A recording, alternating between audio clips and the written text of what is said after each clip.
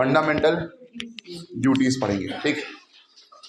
तो टॉपिक डाल लेंगे मूल कर्तव्य, मूल कर्तव्य, फंडामेंटल ड्यूटीज।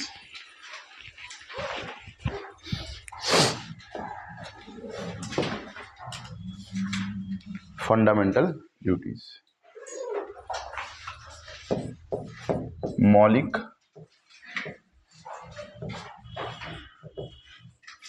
कर्तव्य। तो हम सबसे पहले डेफिनेशन से ही शुरुआत करते हैं किसी भी चीज की। मूल अधिकारों के बारे में हमने बात की थी कि मूल अधिकार ऐसे अधिकार हैं जिनको कानून भी हमसे छीन नहीं सकता, और अधिकार वे मांगे होती हैं जिन्हें समाज अपनी स्वीकृति प्रदान करता है, ठीक है। What are the fundamental rights? Fundamental rights are the rights which cannot be taken away even by a law, even by the government. And what are rights? Rights are the demands which are fulfilled by the or accepted by the society. Clear हो गया। फिर हमने देखा DPSP क्या है? राज्य के नीति निर्देशक तत्व, वे निर्देश जो राज्य को नीति निर्माण में सहायता करते हैं। The directives which help the government in policy making. Clear हो गया। अब क्या बोलते हैं? Fundamental duty. फंडामेंटल ड्यूटी क्या है? फंडामेंटल ड्यूटी जैसे आपका घर है यदि, और आप अपने घर में अपना कमरा मांगते हैं, यानी अपना अधिकार मांगते हैं कि हम अब बड़े हो गए हैं, हमको अपना सेपरेट कमरा चाहिए क्योंकि हम देर रात तक पढ़ाई करते हैं।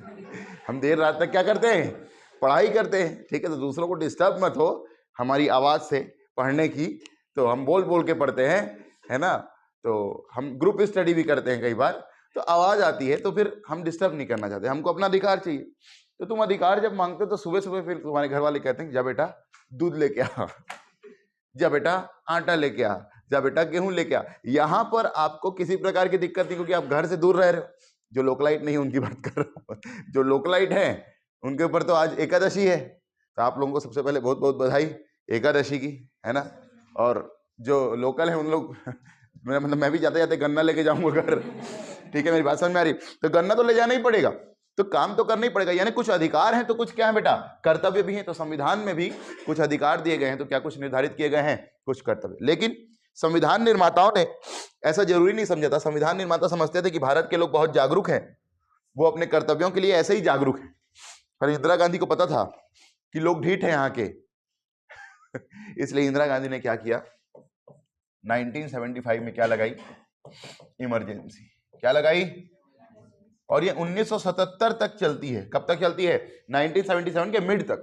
फिर सुप्रीम कोर्ट का डिसीजन आता है और इंदिरा गांधी की सरकार गिर जाती है, और फिर आती है जनता पार्टी, जिसको हम लोग बोलते हैं भारतीय जनता पार्टी आज के संदर्भ में, मोरारजी देसाई की गवर्नमेंट। समझ में आ गया? तो जब ये इमरजेंसी का टाइम चल रहा था तो इंदिरा गांधी ने एक ऐसा संविधान संशोधन अधिनियम ले आया। कौन सा? 42वां संविधान संशोधन अधिनियम 1976। अरे दोनों के बीच में ही आएगा, क्लियर है कि नहीं? 44th वाला आया, 41 वाला आया था 75 में, 43rd वाला आया था 1977 में। तो मुद्दा यह समझना कि 42nd कॉन्स्टिट्यूशनल अमेंडमेंट एक्ट 1976 यानी 42वां संविधान संशोधन अधिनियम, ये कई बार इसको हम लोग क्या कहते हैं? लघु संविधान कहते हैं। क्या कहते हैं? इमरजेंसी का फायदा उठा करके कुछ अच्छे और कुछ बुरे तो नहीं, क्योंकि देखो संविधान में सब कुछ हो रहा है, तो कुछ अच्छे और कुछ सरकार को पावरफुल बनाने वाले नियम कानून ऐड किए गए। किसके द्वारा? By the 42nd constitutional amendment act 1976। इसलिए कई बार इस संविधान संशोधन अधिनियम को क्या कह दिया जाता है बेटा? लघु संविधान यानी मिनी कॉन्स्टिट्यूशन। क्लियर हो गया। और एक तरफ जहां भी कुछ लिखना नहीं, मैं लिखवा दूंगा अभी, एक तरफ जहां पर क्या लगा हुआ है? इमरजेंसी लगी हुई है, आपातकाल लगा हुआ है, वहां इंदिरा गांधी लोगों को अपने क्या याद दिला रही? कर्तव्य याद दिला। लोग कह रहे हैं पहले अपना कर्तव्य निभाओ, ये क्या इमरजेंसी लगा के रखी हुई है? लोग इमरजेंसी जब लगती है तो फिर चुनाव की जरूरत नहीं पड़ती, फिर लोकसभा का कार्यकाल अपने आप एक साल के लिए बढ़ता जाता है। जैसे 5 साल का है, अभी मोदी जी ने मान लो इमरजेंसी डिक्लेयर कर दी तो चुनाव नहीं होगा। मोदी जी का पावर है ये सेंट्रल गवर्नमेंट के पास, और यदि इमरजेंसी डिक्लेयर कर दी तो ये समझ के चलो कि 1 साल लोकसभा का कार्यकाल बढ़ गया। 5 साल का रहता है, कितना हो जाएगा? 6 साल। फिर 1 साल से मतलब जितने बार बढ़ाना चाहे उतने बार, कोई अनलिमिटेड बढ़ा सकते हैं, कोई लिमिट नहीं। तो ये इन्होंने एक बार बढ़ाया, फिर दूसरी बार बढ़ाया। जब दूसरी बार बढ़ाया तो बीच में संविधान को प्रोटेक्ट करने के लिए संविधान का गार्जियन कौन आया? Supreme court. मेरी बात समझ में आ रही है? तो सुप्रीम कोर्ट ने आकर के डिसीजन दिया और फिर नए चुनाव हुए जब नई सरकार आई, जनता पार्टी सरकार 1978 में। तो यही संविधान संशोधन अधिनियम था जिसके द्वारा इंदिरा गांधी ने संविधान में क्या जोड़ा? मूल कर्तव्य। तो प्रीलिम्स में क्वेश्चन आता है कि fundamental duties were added by which constitutional amendment act. पहले ये नहीं थे मूल संविधान में यानी ओरिजिनल कॉन्स्टिट्यूशन में फंडामेंटल ड्यूटीज नहीं थी। कब जोड़ा गया? तो क्या बोलोगे? 42वां संविधान संशोधन अधिनियम 1976। क्लियर हो गया? अब देखो मेरी बात समझना। भाग 1 हमने देखा था, कहां से कहां तक है भाग 1 से 4। फिर हमने देखा भाग 2 नागरिकता, कहां से कहां तक। फिर हमने देखा भाग 3 मूल अधिकार, कहां से कहां तक। फिर उसके बाद हमने देखा भाग 4 डीपीएसपी, कहां से कहां तक कंप्लीटेड। ठीक है, इसके बाद भाग 5 आता है। क्या आता है? भाग 5। और भाग 5 में केंद्र सरकार के बारे में हम लोग पढ़ेंगे। किसके बारे में पढ़ेंगे? सेंट्रल गवर्नमेंट के बारे में। ठीक है, और सेंट्रल गवर्नमेंट की शुरुआत कहां से होती है? आर्टिकल 52 से। कहां से शुरुआत होती है? आर्टिकल 52 से। तो मुझे मेरे को बताओ जगह कहां है? जगह ही नहीं। जब जगह ही नहीं है तो जगह, हम लोग भारतीय लोग हैं, ट्रेन में भी जब जगह नहीं मिलती, भैया थोड़ कर भैया इतने आधा रखूं भैया, थोड़ कर ऐसे होता है। तो हम लोगों ने जगह बनाई और 4 और 5 के बीच में जगह भी नहीं। कहां बनी? भाग 4A में, या भाग 4 का हिंदी में कह सकते हो। भाग 4A में ये जगह बनी जहां पे 10 मूल कर्तव्यों को जोड़ा गया। कितने मूल कर्तव्य बेटा? 10 फंडामेंटल ड्यूटीज को एड ऑन किया गया। क्लियर हो गया?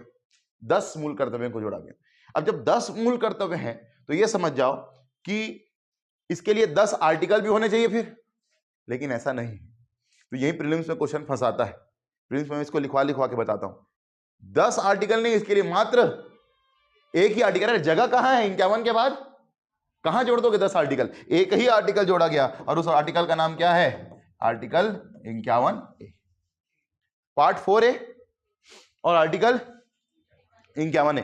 इस एक ही आर्टिकल के अंदर ABCDEFGH ऐसा करके कितना जोड़ दिया? 10 मूल कर्तव्य जोड़ दिए गए। क्लियर हुआ कि नहीं हुआ? क्लियर हुआ कि नहीं हुआ?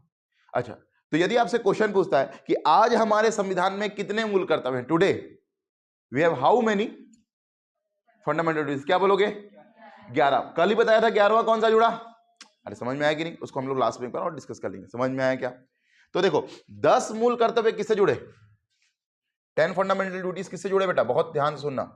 By the 42nd constitutional amendment act 1976। कौन से भाग में? भाग 4A। कौन से आर्टिकल में? Article 51A। कितने फंडामेंटल ड्यूटीज? 10 fundamental duties. उसके बाद दूसरा आता है कौन सा? 86th constitutional amendment act 2002। याद आया कि नहीं? 11वां मूल कर्तव्य इसमें भी जुड़ा, भाग 4A में, आर्टिकल 51A में 11th fundamental duty was added. Clear हुआ? हाँ, तो टोटल कितने हो गए? 10 और 1 11। क्लियर हो गया? हाँ, क्लियर हो गया कि नहीं? अब देखो जब ये 11 मूल कर्तव्य जोड़ दिए गए हैं तो अब आगे की कार्रवाई कैसे होगी?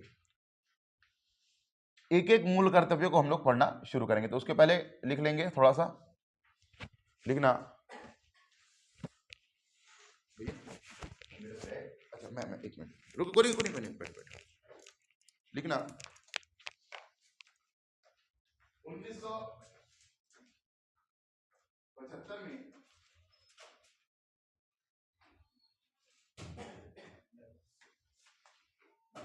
इंदिरा गांधी ने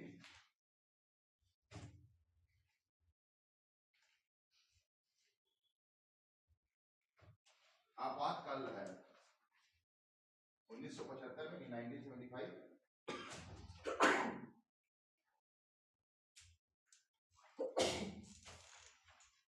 इंदिरा गांधी डिक्लेयर इमरजेंसी। यह राष्ट्रपति फखरुद्दीन अली अहमद, यह राष्ट्रपति फखरुद्दीन अली अहमद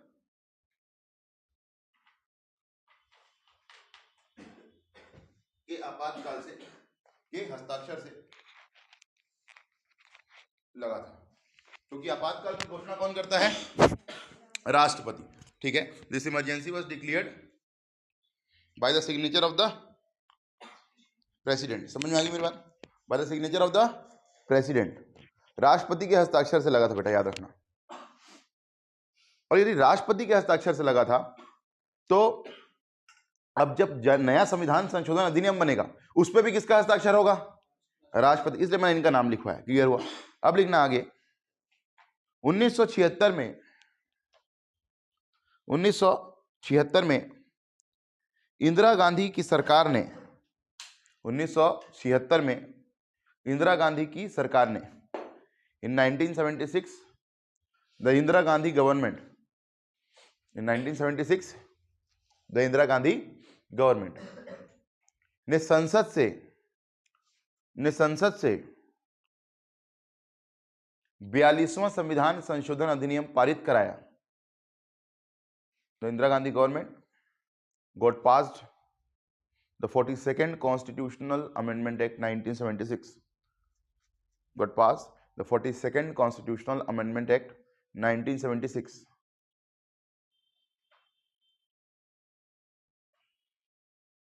अच्छा, संसद से पास कराएगा मतलब क्या है? संसद में कौन कौन आता है? पहले लोकसभा, फिर राज्यसभा, फिर राष्ट्रपति। मतलब साइन आखिरी में किसका होगा?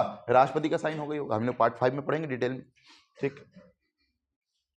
और इसी संविधान संशोधन के माध्यम से, and by this constitutional amendment act only, और इसी संविधान संशोधन अधिनियम के माध्यम से, ब्रैकेट में लिखना, जिसे लघु संविधान भी कहा जाता है, जिसे लघु संविधान भी कहा जाता है, which is also known as mini constitution, है ना, जिसे लघु संविधान भी कहा जाता है, से संविधान में मूल कर्तव्यों को जोड़ा गया। In the constitution the fundamental duties were added. Fundamental duties were added. संविधान में मूल कर्तव्यों को जोड़ा गया। क्लियर हो गया? पैराग्राफ चेंज करके लिखना। इसके लिए संविधान में एक नया भाग और एक नया अनुच्छेद जोड़ा गया। For this purpose in the constitution a new part and a new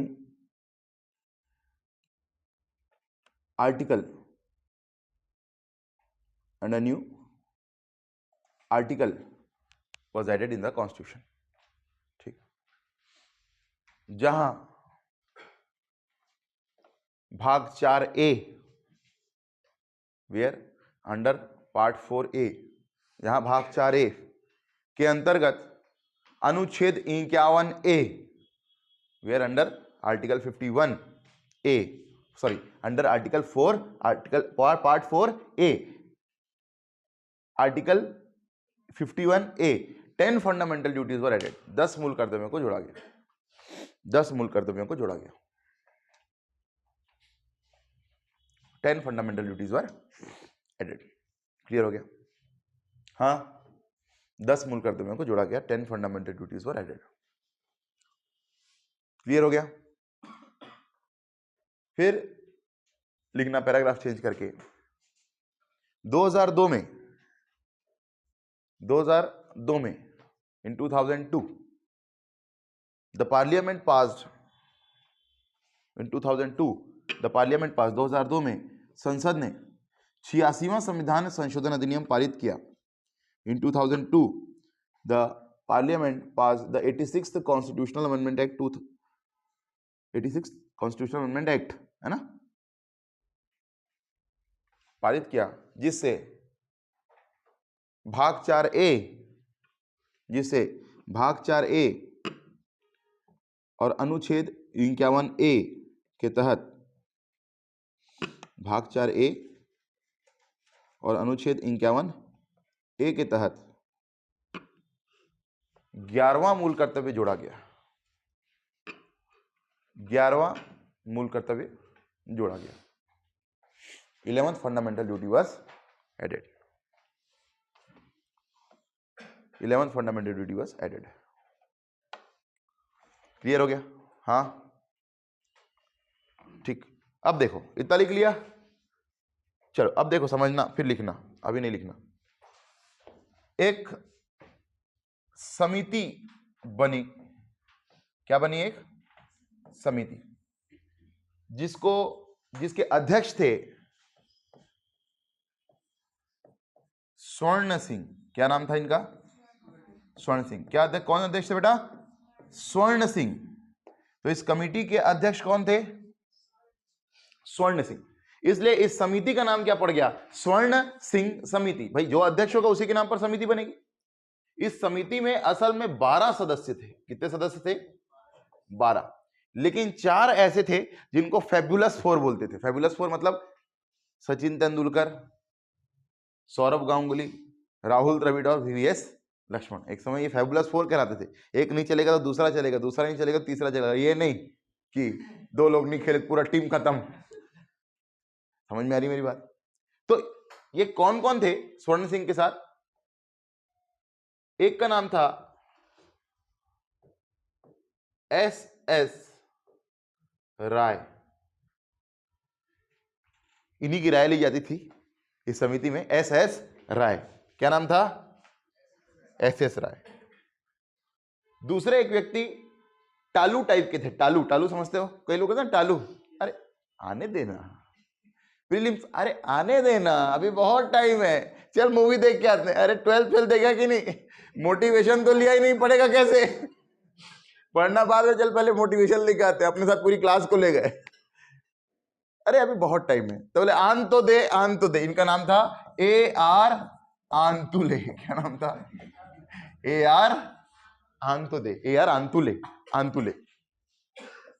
एक तो स्वर्ण सिंह स्वयं थे, फिर कौन जिनकी राय ली जाती थी? SS राय। एक बोले आन तो दे, AR आंतुले। और एक जो अपने आप को CM समझते थे, जैसे TS बाबा, CM चीफ मिनिस्टर। तो इनका नाम ही रख दिया क्या? CM, यानी CM, चोर मक्कार नहीं बेटा। CM Stephen. क्या नाम था इनका? CM Stephen. तो 4 लोगों का नाम आपको याद रखना है। स्वर्ण सिंह समिति। प्रीलिम्स के लिहाज से भी, प्रीलिम्स में यदि अच्छा लेवल का क्वेश्चन पूछेगा तो ये क्वेश्चन पूछता है। यूपीएससी में 2-3 बार पूछ चुका है, ठीक है? और इन्हीं 4 का नाम पूछता है, उसके अलावा किसी का नाम नहीं पूछता। तो स्वर्ण सिंह के साथ SS राय, AR आंतुले और CM स्टीफन। ये स्वर्ण सिंह समिति की सिफारिश पर ही मूल कर्तव्यों को संविधान में जोड़ा गया था। समझ में आया कि नहीं आया? ठीक, तो लिख लेना, लिखना। मूल कर्तव्यों को संविधान में, fundamental duties were added in the constitution. मूल कर्तव्यों को संविधान में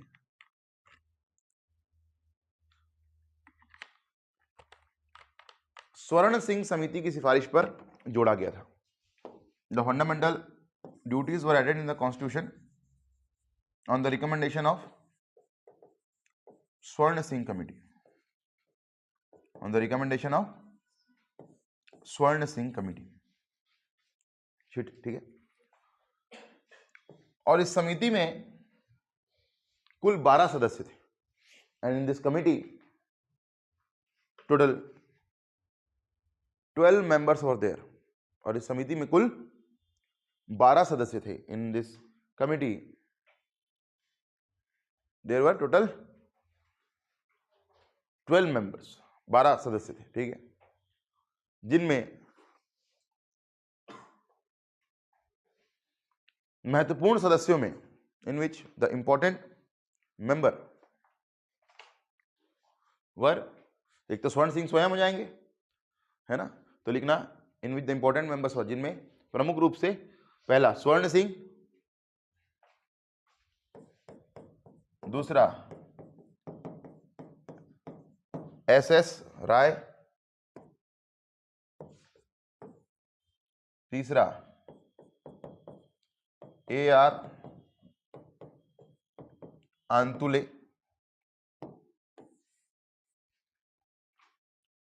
और अगले CM स्टीफन थे। तो बहुत इंपॉर्टेंट क्वेश्चन है, मेंस के लिहाज से तो है ही है, प्रीलिम्स के लिहाज से भी क्या कि कौन सी समिति की सिफारिश पर मूल कर्तव्यों को जोड़ा गया। याद रखना कौन सी समिति बेटा, स्वर्ण सिंह समिति। कौन सी समिति, स्वर्ण सिंह समिति, जिसमें कितने सदस्य थे, 12 सदस्य। मेन कौन कौन, स्वर्ण सिंह, SS राय, AR आंतुले, CM स्टीफन। समझ में आ गया, फेबुलस 4 क्लियर हुआ। हाँ ठीक, तो ये हो गया मूल कर्तव्य की अवधारणा और मूल कर्तव्यों का इतिहास। अब हम लोग एक एक करके देखते जाएंगे, ठीक है, देखेंगे समझेंगे और उसके बाद लिखेंगे, क्योंकि मूल कर्तव्य है तो एक लाइन का, लेकिन उसको सार को समझना बहुत जरूरी है। समझ में आ गई मेरी बात। मेंस में आपको क्या क्या आ सकता है इसमें से क्वेश्चन, तो मूल कर्तव्यों से आप एक क्वेश्चन ये बन सकता है, मूल कर्तव्यों से आप क्या समझते हैं, what do you understand by fundamental duties. ठीक, इसको यदि 2 नंबर में लिखना हो तो कैसे लिखेंगे, और इसको यदि 4 नंबर में लिखना हो तो कैसे लिखेंगे।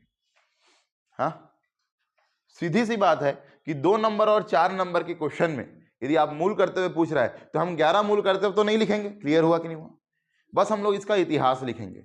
ठीक है, तो अभी जो मैंने आपको इतिहास बताया उसको आपको लिखना है 30 शब्दों में और 60 शब्दों में। तो आप क्वेश्चन लिखेंगे मूल कर्तव्यों से आप क्या समझते हैं, एक बार 30 शब्द में लिखेंगे अपन और एक बार 60 शब्द में लिखेंगे, जैसा हम लोग लिखते आए हैं।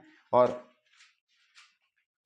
कल तो हमने नहीं की थी आंसर राइटिंग, इसलिए जो बच्चे कर रहे हैं उनके लिए और जो बच्चे नहीं किए उनके लिए देख लीजिए कि हम लोग यहाँ पर क्लास में आंसर राइटिंग करते हैं, जिसमें एक 2 मार्क्स के क्वेश्चन को लिखने के लिए हम लोग को कितने शब्द मिलते हैं, 30 शब्द मिलते हैं। और हम लोगों ने एक कैलकुलेशन किया था यहाँ पर और पहले भी, तो हम लोग इस कैलकुलेशन को हमेशा फॉलो करते हैं कि आपको एक 200 मार्क्स के पेपर को लिखने के लिए कितने मिनट का समय मिलता है, 180 मिनट का, मतलब 3 घंटे का समय मिलता है। तो हमने वहां से कैलकुलेशन निकाला कि एक 2 मिनट के क्वेश्चन को लिखने के लिए आपको 1 मिनट और 48 सेकंड का समय मिलेगा। सोचना भी है लिखना भी है, 1 मिनट 48 सेकंड। और एक 4 मार्क्स के प्रश्न के लिए जो आपको कितने शब्द मिलते हैं, इसमें 60 शब्द मिलते हैं बेटा लिखने के लिए, तो इसमें आपको 3 मिनट और 36 सेकंड का आपको समय मिलेगा। ठीक है, तो हमने जिस दिन से लिखना शुरू किया हम लोग इसी पद्धति को फॉलो करते आए, लेकिन अब हम लोगों की स्पीड इतनी ठीक ठाक हो चुकी है कि हम लोग इसको थोड़ा सा रिड्यूस कर लिए, क्योंकि ये हमारे लिए ही फायदेमंद है। क्लियर है कि नहीं, क्योंकि मेरे को अगले क्वेश्चन में भी तो जाना है, तो मैं उतना भी तो मार्जिन बजा के चलूंगा। तो 1 मिनट 40 सेकंड में मेरे को 2 नंबर वाला क्वेश्चन लिखना है, और सबसे बड़ा टास्क ये है कि आप जानते हो और उसके बाद टाइम पे लिखना है। मेंस में सबसे बड़ी बात ये है कि पूरा आता है फिर कंप्लीट नहीं हो पाता पेपर, क्यों, क्योंकि टाइम मैनेजमेंट नहीं। ठीक, तो 3 मिनट 36 सेकंड, तो इसको हमने कितना किया, 3 मिनट, चलो इसको 25 सेकंड कर लेते हैं या 20 सेकंड कर लेते हैं, क्योंकि टाइम तो मिलेगा ही इसमें। तो लिमिट का मतलब याद रखना, कभी लिमिट क्रॉस नहीं करनी चाहिए। कहने का मतलब 30 शब्द लिमिट है, इससे थोड़ा कम चलेगा, इससे ज्यादा नहीं चलेगा। कहने का मतलब यह है कि 25 शब्द या 27 शब्द चल सकते हैं, 25 तो एकदम कम हो जाएगा, तो 27 शब्द चल सकते हैं, या ज्यादा से ज्यादा कितना हो सकता है, 32 33 हो सकता है, 40 नहीं होना चाहिए, 20 नहीं होना चाहिए। समझ में आ गया। ठीक, 60 वर्ड्स में लिखा है मतलब 55 शब्द भी चल जाएंगे आराम से, 55 शब्द भी चल जाएंगे, 65 शब्द भी चल जाएंगे, 70 शब्द नहीं चलेंगे। क्लियर हुआ, तो लिमिट में रह करके लिखना, इतना ही अपने को समय मिलेगा। ठीक है, तो चलिए लिखना शुरू तो नहीं किए हैं अभी, चलिए तो 2 नंबर में अपने को लिखना है, बिना देखे लिखेंगे क्योंकि आपने बहुत बढ़िया तरीके से समझा है चीजों को। तो किस चीज को प्रायोरिटी देकर के लिखना है ये आपको जानकारी होनी चाहिए। और तो 2 नंबर में लिखना शुरू करेंगे और आपका समय शुरू होता है अब।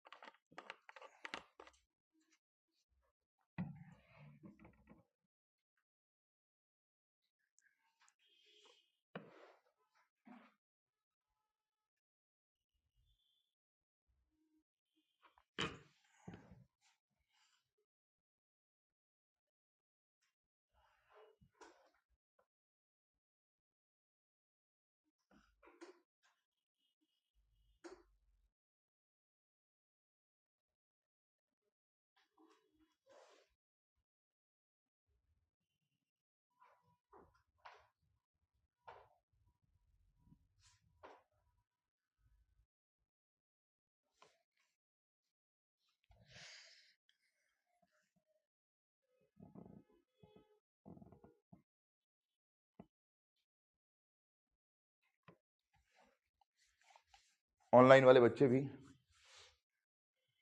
जुड़ते चलेंगे, सरगुजा से, अंबिकापुर से, बस्तर से।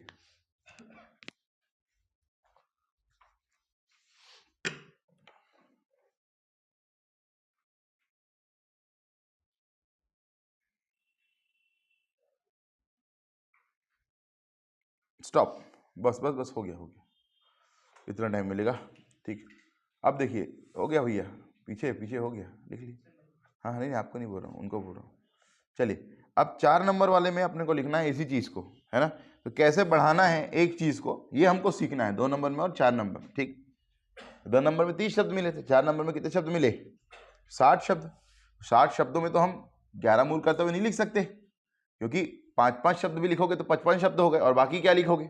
और मूल कर्तव्य से आप क्या समझते हैं लिखा है? मूल कर्तव्यों का उल्लेख करते ये नहीं लिखा है। तो ये समझना है कि मूल कर्तव्यों का उल्लेख नहीं उल्लेख करें, ये नहीं लिखा है कि describe the fundamental duties. What do you understand by fundamental duties, आपको ये बताना है, ठीक है।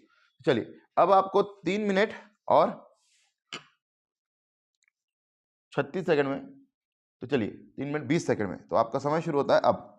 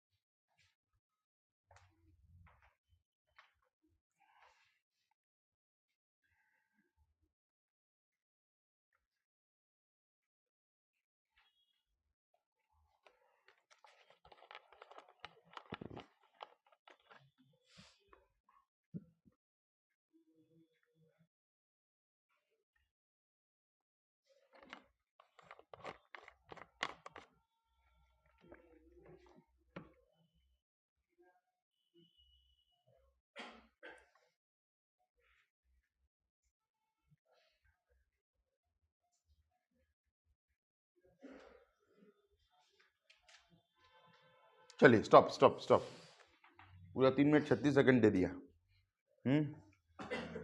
हो गया हो गया हो गया हो गया हो गया, इसी तो प्रैक्टिस डेवलप होगी। इसी से तो प्रैक्टिस डेवलप होगी। चलिए लास्ट में चेक कर लेंगे। तो अब हम लोग शुरू करते हैं मूल कर्तव्य कौन कौन से हैं। तो एक एक तो लिखते भी जाएंगे और समझते भी जाएंगे।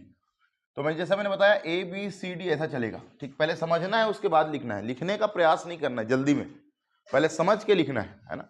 फिर मैं एक ट्रिक बता दूंगा जिससे आपको सारा मूल कर्तव्य याद हो जाएगा, ठीक। एक ट्रिक बता दूंगा जिससे आपको सारा मूल कर्तव्य याद हो जाएगा, ठीक। चलिए, तो सबसे पहले हम लोगों को देखना है पहला मूल कर्तव्य क्या है। बिल्कुल नहीं लिखेंगे, इधर देखेंगे आराम से, ठीक। ध्यान से देखना। संविधान का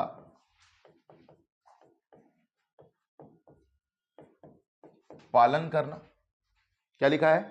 पहला मूल कर्तव्य संविधान का पालन करना। राष्ट्रगान और राष्ट्रध्वज का सम्मान करना।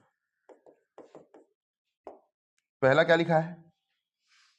संविधान का पालन करना। तो ये आपका मूल कर्तव्य है। इसको आप एग्जाम पॉइंट ऑफ व्यू से नहीं, इसको आप इसलिए भी याद रखें क्योंकि ये आपका भारत के नागरिक होने के नाते मूल कर्तव्य है, ठीक है कि नहीं। It is your fundamental duty to avoid the constitution, to avoid the constitution and to respect the national anthem and national flag। संविधान का पालन करना, राष्ट्रगान और राष्ट्रध्वज का सम्मान करना। हमारे भारत में धार्मिक स्वतंत्रता है, विचार अभिव्यक्ति, विचार विश्वास, धर्म और उपासना की स्वतंत्रता, freedom of speech, thought, expression, belief, faith and worship. तो यदि बिलीफ शब्द का यूज किया गया है किसके लिए? रिलीजन के लिए। यानी चाहो तो आप ईश्वर को मान भी सकते हो, चाहो तो आप ईश्वर की सत्ता में विश्वास नहीं भी कर सकते हो, चाहो तो आप आस्तिक भी हो सकते हो, चाहो तो आप नास्तिक भी हो सकते हो। You can be a believer, you can be a atheist, and the constitution of India gives protection to both the atheist and both the believer. यानी एक आस्तिक को भी और एक नास्तिक को भी हमारा संविधान क्या देता है? संरक्षण देता है। कब? जब वो उसका क्या करे? पालन करे। इसलिए आप देखोगे जब हम राष्ट्रपति पढ़ेंगे तो मैं आपको बताऊंगा कि राष्ट्रपति क्या लेता है, या तो शपथ लेता है या तो प्रतिज्ञान लेता है, ओथ और एफर्मेशन। यदि वो धार्मिक है, धार्मिक कहने का मतलब यदि वो ईश्वर की सत्ता में विश्वास करता है तो वो क्या लेगा? मैं ईश्वर की शपथ लेता हूं। और यदि वो नास्तिक है तो क्या कहेगा? मैं संविधान का प्रतिज्ञान लेता हूं। I take the oath of the God और I take the affirmation of the constitution. तो संविधान का तो पालन करना पड़ेगा यदि आप भारतीय नागरिक हो। क्लियर हुआ कि नहीं हुआ? आप किसी ईश्वर को मानो चाहे ना मानो, चाहे 33 कोटि देवी देवताओं को मानो, चाहे एक देवी देवता को मानो, सबका अधिकार देता है आपको भारत का लोकतंत्र, भारत का संविधान। लेकिन पालन किसका करना है? संविधान का पालन करना है। और संविधान का पालन करने का मतलब क्या है? कि हम भारत के लोग भारत को एक संपूर्ण प्रभुत्व संपन्न समाजवादी पंथ निरपेक्ष लोकतंत्रात्मक गणराज्य बनाने के लिए धर्म निरपेक्षता का भाव होना चाहिए। हिंदू मुस्लिम सिख ईसाई आपस में सब भाई भाई। संविधान की सभी भावनाओं को हमको क्या करना है? लेकर के चलना है। समाज कल्याण की भावना से चलना है, भाईचारे की भावना से चलना है। और ये सारी चीजें मूल कर्तव्य में आपको आगे दिखाई देने वाली। क्यों मूवी देखने जाते हो तो बोलते हैं खड़े हो जाओ, नेशनल एंथम शुरू हो गया है? क्यों? क्योंकि हमारा मूल कर्तव्य है। कई लोग आपने देखा होगा खड़े नहीं होते। क्यों नहीं खड़े होते? क्योंकि मूल कर्तव्य वाद योग्य नहीं है। वाद योग्य रहेगा तो पड़ेगा डंडा, तो खड़ा होना पड़ेगा। क्योंकि मूल कर्तव्य जस्टिसेबल नहीं है। मैंने बताया था पूरे संविधान में वाद योग्य सिर्फ और सिर्फ एक ही चीज है। क्या? क्या? Fundamental rights. लिख लो एक लाइन इसमें, लिख लो। पहला लिखने से पहले, पहले बोला था नहीं लिखना, अभी लिख लिए। लिख लो मूल कर्तव्य वाद योग्य नहीं है। फंडामेंटल ड्यूटीज के लिखने के पहले, fundamental duties are non justiciable और नॉन इन्फोर्सेबल। मूल कर्तव्य वाद योग्य नहीं। Fundamental duties are non justiciable और नॉन इन्फोर्सेबल, इनजस्टिसेबल या नॉन इन्फोर्सेबल। वाद योग्य नहीं है या क्या नहीं है, प्रवर्तनीय नहीं, यह भी कह सकते हैं प्रवर्तनीय नहीं है। न्यायालय में ले जाके वाद विवाद, ये मेरे बगल वाला हम लोग देखने गए थे, खड़ा नहीं हुआ तो भाग यहाँ से तू तो खड़ा हो गया ना, तूने अपने मूल कर्तव्यों का पालन किया, है ना। राष्ट्रध्वज का सम्मान करना, राष्ट्रध्वज का सम्मान करना। अब देखो मैंने आपको बताया था आर्टिकल 19(1)(a), कौन सी स्वतंत्रता, विचार और अभिव्यक्ति नहीं बेटा, वाक और अभिव्यक्ति, वाक ने वाक, वाक बोलना, freedom of speech and expression. और अभिव्यक्ति मतलब होता है विचार प्रकट करना। अभिव्यक्ति का मतलब क्या होता है, विचार प्रकट करना ही क्या है अभिव्यक्ति, expression. Expressing your thoughts is known as expression. ठीक है, अब मेरी बात समझना, कई डांसर आप देखे होंगे, कई डांसर ऐसे नाचते तो लगता है कि नाच रहे क्या कर रहा है, और कई डांसर लटक मटक, मतलब ऐसे चेहरे में देख के लगता है कि यार ये इसका डांस कम है, चेहरा जबरदस्त है। तो कई लोग बहुत ज्यादा एक्सप्रेसिव होते हैं।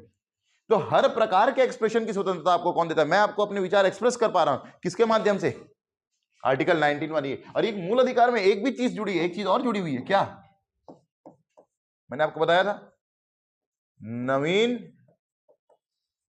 जिंदल केस, याद आया, नवीन जिंदल केस 1995, नवीन जिंदल केस 1995। और नवीन जिंदल केस में आर्टिकल 19(1)(a) का हवाला देते हुए यह कहा गया था कि वाक और अभिव्यक्ति की स्वतंत्रता के अंदर, under the freedom of speech and expression, ये हमारी अभिव्यक्ति है कि हम अपने मूल कर्तव्य का क्या कर रहे हैं, पालन करें। तो नवीन जिंदल ने दो बातें कही, एक तो मूल अधिकार की बात कही और किसकी बात करी, मूल कर्तव्य, कि राष्ट्रध्वज का सम्मान हम तभी कर पाएंगे, या हम और बढ़िया तरीके से कर पाएंगे, जब घर घर में क्या होगा, तिरंगा हो।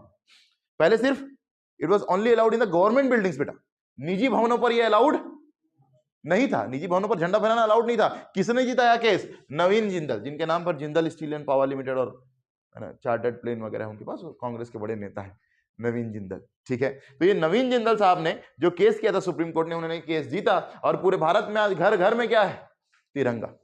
लेकिन तिरंगे को लगाने का भी एक सम्मान का भाव होना चाहिए, उसको उल्टा नहीं लगाना चाहिए, उसको तिरछा नहीं लगाना चाहिए, अपने वस्त्रों में धारण नहीं करना चाहिए। बैच पहन सकते हो, वस्त्रों में धारण नहीं करना चाहिए, उसके लिए है राष्ट्रीय झंडा कोड, तो राष्ट्रीय नेशनल फ्लैग कोड, और उसका पालन करना चाहिए। मेरी बात समझ में आ रही है। तो ये सारी चीजें किसके अंतर्गत आएंगी पहला मूल कर्तव्य जो क्या कहता है, संविधान का पालन करना, राष्ट्रगान और राष्ट्रध्वज का सम्मान करना, to abide by the constitution and to respect the national anthem and national flag. Clear हो गया, ठीक, तो चलिए लिख लीजिए, तुम्हारा मूल कर्तव्य, तुम लिखो लिखो लिखो, इसलिए मैंने कहा मत लिखना साथ में, ताकि चीजें याद भी होते जाएंगी बेटा। यहां से मेरा पर्पस क्या है, याद भी होते जाएं चीजें।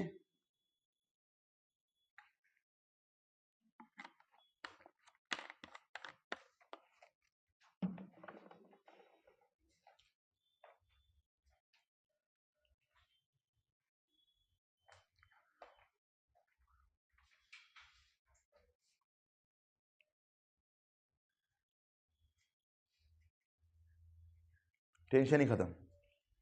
ठीक, क्या है पहला, बोलो एक साथ, एक आवाज में,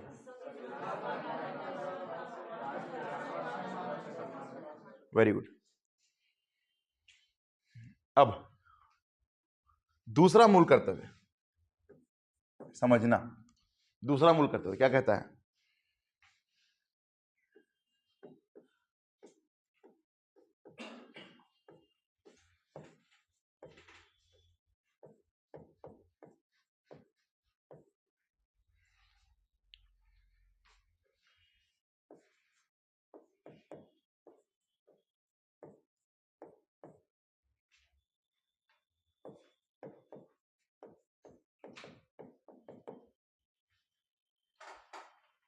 देखना भी, लिखना नहीं,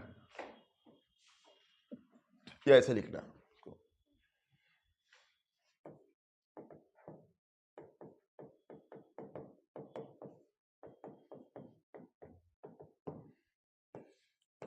स्वतंत्रता आंदोलन के आदर्शों का सम्मान करना, स्वतंत्रता आंदोलन के आदर्शों का सम्मान करना और उन्हें हृदय में संजोना,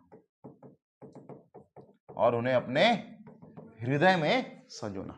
ठीक, इंग्लिश में इसको क्या बोलते हैं, ध्यान से देखना, to respect and keep in the hearts the ideals of the national freedom struggle, यानी राष्ट्रीय स्वतंत्रता आंदोलन, क्या बोला मैंने, राष्ट्रीय स्वतंत्रता आंदोलन के आदर्शों का सम्मान करना और उन्हें अपने हृदय में संजोना। To respect and keep in the hearts the ideals of the national freedom struggle, कि सिर्फ चरखा चलाने से आजादी नहीं मिली, चरखे से भी आजादी मिली है, लेकिन सुभाष चंद्र बोस जी ने कहा था क्या, कि तुम मुझे खून दो और मैं तुम्हें आजादी दूंगा। भगत सिंह ने क्या कहा था, भगत सिंह लिखते थे कि कुछ इस कदर वाकिफ है मेरे इरादों से मेरी कलम, कि कुछ इस कदर वाकिफ है मेरे इरादों से मेरी कलम, कि इश्क भी लिखता हूं तो इनकलाब लिखा जाता है। कौन बोला बाबा? नहीं, अच्छा लगा, लेकिन अब वो क्या लिखेगा बताता हूं, कि कुछ इस कदर वाकिफ है मेरे इरादों से मेरी कलम, कुछ इस कदर वाकिफ है मेरे इरादों से मेरी कलम, कि पीएससी भी लिखता हूं तो तेरा नाम लिखा जाता है। तो जिन युवाओं ने अपनी उस अवस्था में हमारे देश के लिए आहुति दी, अपनी जवानी का कुर्बान करके 22 साल 23 साल की उम्र में फांसी पर चढ़ गए, तो उनके लिए हृदय में सम्मान रखना, गांधी जी के चरखे का भी सम्मान करना। इसका मतलब यह नहीं कि सुभाष चंद्र बोस जी, और कई बार आजकल व्हाट्सएप यूनिवर्सिटी में चलता है कि जो आईटी सेल है वो लेकर के देता है कि गांधी के चरखे से हमें आजादी नहीं मिले। भाई, गांधी के चरखे से यदि आजादी नहीं मिलती तो गांधीवादी तत्व नहीं पढ़ते हम नीति निर्देशक तत्वों में। गांधी जी का भी योगदान है, क्रांतिकारियों का भी योगदान है, सबका क्या करना, सम्मान करना। मेरी बात समझ में आ रही है? और इनको अपने हृदय में समझना, तभी आपके अंदर देशभक्ति की भावना आ सकती है। तो क्या बोला, राष्ट्रीय स्वतंत्रता आंदोलन के आदर्शों का सम्मान करना, to respect and keep in the hearts the ideals of the national freedom struggle, राष्ट्रीय स्वतंत्रता आंदोलन के आदर्शों का सम्मान करना और उन्हें अपने हृदय में समझना। लिख लो।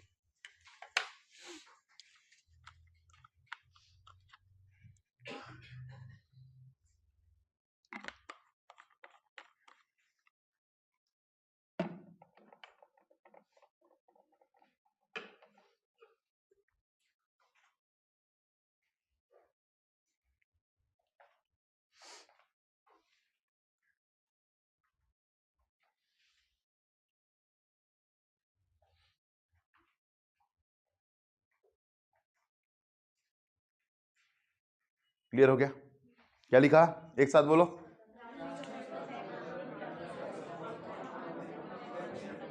क्या बात, बहुत बढ़िया। चलिए तीसरा मूल करते हुए हम लोग देखते हैं। तीसरा मूल कर देखना भी, लिखना नहीं।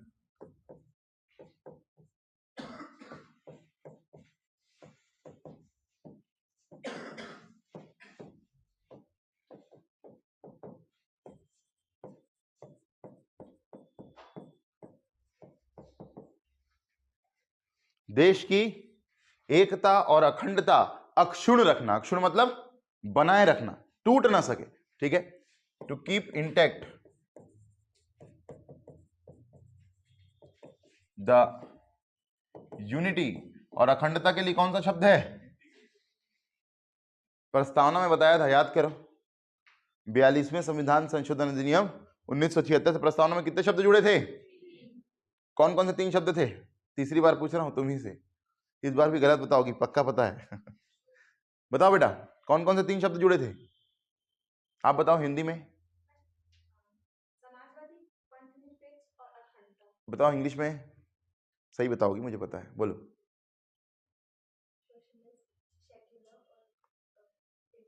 इंटीग्रिटी। बेटा कौन सा शब्द जुड़ा इसके लिए? इंटीग्रिटी। तो ये शब्द कब जुड़ा? संविधान की प्रस्तावना की बात कर रहा हूं, कब जुड़ा? 1976।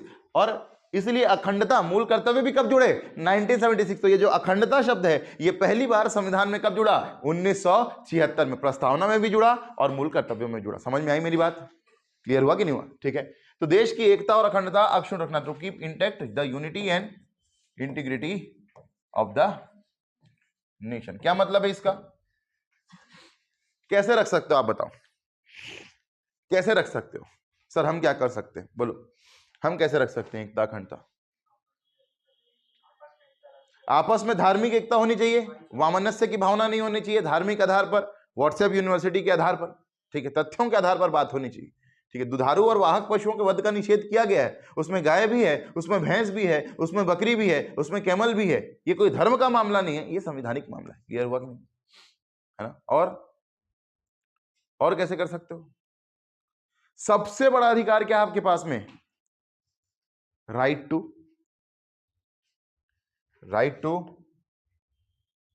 अरे जनता के लिए जनता के द्वारा शासन, राइट टू वोट बेटा।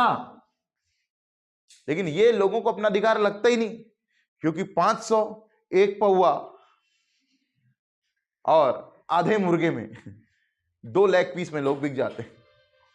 एक वोट की कीमत यही है, 500 रुपए एक पौवा छत्तीसगढ़ में। इस बार तो बिल्कुल धड़ल्ले से इस बार जो सरकार बनेगी, आप मान लो कोई भी सरकार बनती है, चाहे वो कांग्रेस की बने चाहे बीजेपी की बने, दारू मुर्गा और पैसा पूरा बंटा है और अच्छे अच्छे लोग लिए हैं। वोट किसी को भी दिए, लेकिन लिए जरूर है। कौन मना करेगा? आपको भी कोई देगा, मना करोगे? नहीं करोगे। प्रैक्टिकल बात यही है। तो राइट टू वोट हमारा इतना बड़ा अधिकार है जिसको हम अपना मूल अधिकार मानते ही नहीं, क्योंकि एक्चुअल में मूल अधिकार है भी नहीं। ये एक्चुअल में मूल अधिकार है भी नहीं, ये एक कॉन्स्टिट्यूशनल राइट है। यदि मूल अधिकार होता तो मूल अधिकार में पढ़ाया रहता कि नहीं पढ़ाया रहता? ये राइट टू वोट यानी वोट देने का अधिकार, इतना बड़ा अधिकार मैंने आपको मूल अधिकार में नहीं पढ़ाया। क्यों? क्योंकि मूल अधिकार है ही नहीं। ये आपका आर्टिकल 326 में दिया हुआ है। कौन से भाग के अंदर? भाग 15 निर्वाचन के अंतर्गत। तो ये एक संवैधानिक अधिकार है, कॉन्स्टिट्यूशनल राइट, फंडामेंटल राइट नहीं। लेकिन ये इतना बड़ा राइट है राइट टू वोट, ये आपको जनता ऐसी सरकार चुनने का मौका देता है जिसको आप चाहते हो। तो ऐसी सरकार को चुनना जो देश की एकता और अखंडता अक्षुण्ण रखे, धर्म के आधार पर न बांटे, जाति के आधार पर न बांटे, आपस में वामनस्य की भावना को बढ़ावा न दे, डायरेक्टली या इनडायरेक्टली। डायरेक्टली भी नहीं तो अपनी एजेंसी के द्वारा। मेरी बात समझ में आ रही है? तो जो पार्टी देश की एकता और अखंडता को अक्षुण्ण रखे उसी को क्या करना? वोट करना। यह भी आपका मूल कर्तव्य है, क्योंकि आपका मूल कर्तव्य क्या? देश की एकता और अखंडता अक्षुण्ण रखना। और आप भारत के नागरिक होने के नाते आपके पास कौन सा अधिकार है? राइट टू वोट, मतदान का अधिकार। और मतदान के अधिकार के तहत आप अपनी ऐसी सरकार को चुन सकते हैं जो देश की एकता और अखंडता को क्या रखेगी? अक्षुण्ण रखेगी, और सीधा देश के विकास में ध्यान देगी, न कि मंदिर मस्जिद में बांटने। मेरी बात समझ में आ रही है? मेरी बात समझ में आ रही कि नहीं? तो देश की एकता और अखंडता अक्षुण्ण रखना, to keep intact the unity and integrity of the nation. Clear हो गया? तो लिख लो, देश की एकता और अखंडता अक्षुण्ण रखना।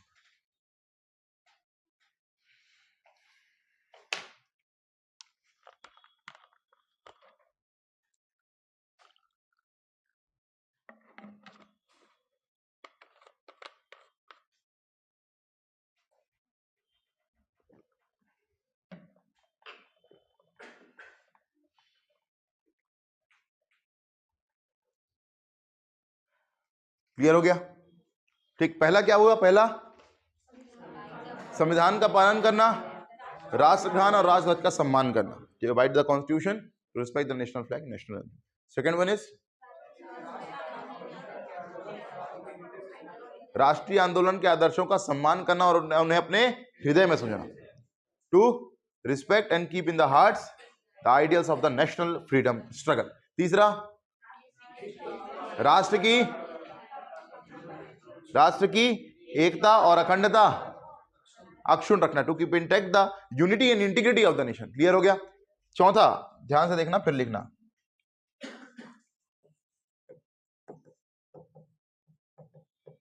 देश की रक्षा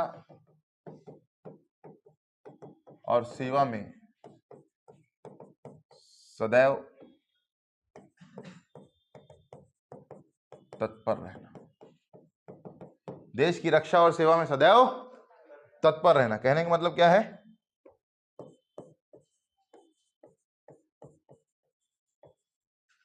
to be present any time to render service in the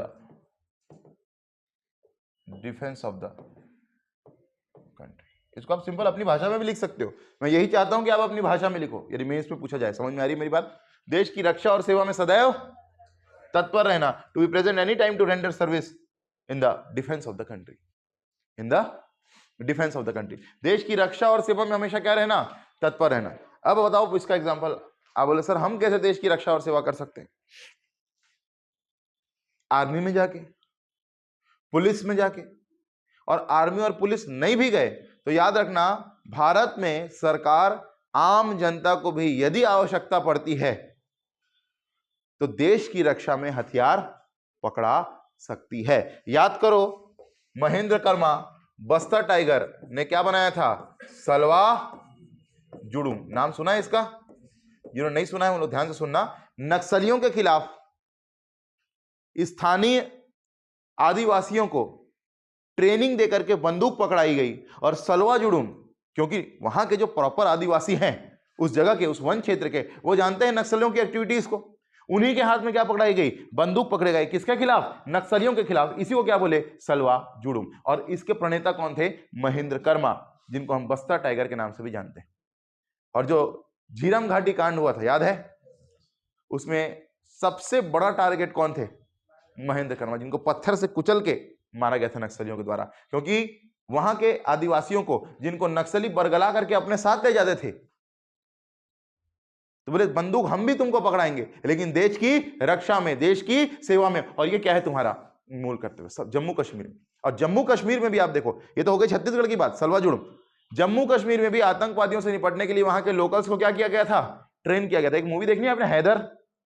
Haider, तो हैदर मूवी में इस चीज को दिखाया गया है कि वहां के जो लोकल्स हैं उनको बंदूकें पकड़ाई गई थी। किसके विरुद्ध? टेररिस्ट के विरुद्ध, क्योंकि उनको टेररिस्ट की एक्टिविटीज पता है। कई बार यह भी देखने को मिला कि कुछ लोग सलवा जुडूम में से कहां शामिल हो गए? नक्सलियों में। या कुछ लोग नक्सलियों में से कहां आ गए? सलवा जुडूम में। छुटपुट घटनाएं होती रही, ऐसा कश्मीर में भी हुआ। लेकिन देश की रक्षा और सेवा में तो सदैव तत्पर रहना हमारा मूल कर्तव्य है। यानी जब भी देश की रक्षा और सेवा की बात आएगी हम उपस्थित हो। मेरी बात समझ में आ रही? ठीक, तो लिखना देश की रक्षा और सेवा में तत्पर रहना। कितने हो गए? 4। तो हमको क्या प्राप्त हो गया? सार। क्या प्राप्त हो गया? सार। क्या प्राप्त हो गया? सार। अरे ट्रिक है, हमको प्राप्त हो गया सार। देखो ध्यान से सुनना, याद तो रहता है लेकिन सीक्वेंस भूल जाते हैं। क्या भूल जाते हैं बेटा? सीक्वेंस भूलते हैं। याद आपको रहेगा लेकिन सीक्वेंस भूल जाओगे। तो देखो, एस से संविधान, एस से संविधान, ए से आदर्श याद रखना है। क्या याद रखना है? आदर्श, राष्ट्रीय आंदोलन के आदर्शों का सम्मान करना। ठीक है, फिर ए से याद रखना है एकता। क्या याद रखना है? कि देश की एकता और अखंडता अक्षुण्ण रखना। और आर से याद रखना है क्या? रक्षा, देश की रक्षा और सेवा में सदैव तत्पर रहना। सार प्राप्त हुआ? अभी कहां प्राप्त हुआ है? सार बस तो प्राप्त करना है, सार ही प्राप्त करना है। समझ में आ गया? तो एस मतलब संविधान का पालन करना, राष्ट्रगान राष्ट्रध्वज का सम्मान करना, to abide the constitution, to respect the national flag, national theme. दूसरा, राष्ट्रीय आंदोलन के आदर्शों का है सम्मान करना, अपने हृदय में संजोना, to respect and keep in the hearts the ideals of the national struggle. फिर राष्ट्र की एकता और अखंडता अक्षुण्ण रखना, यानी to keep intact the unity and integrity of the nation. और लास्ट क्या है? देश की रक्षा और सेवा में सदैव तत्पर रहना, टू क्या बोले? To be present any time in the service of the nation, defence and service of the nation. Clear हो गया कि नहीं? Defence and service of the nation. Clear हो गया? तो अब देखो, ये सार ही तो हमको प्राप्त करना है। तो अब है अगला ई। 4 हो गए, अगला क्या है? ई। देखना, उसके बाद लिखना।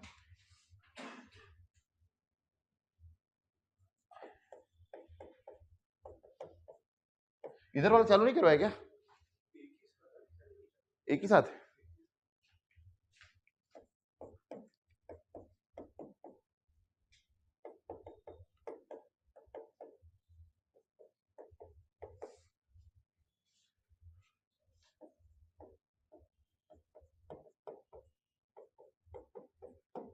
देश में भाईचारा और बंधुत्व का विकास करना, यानी टू डेवलप ब्रदरहुड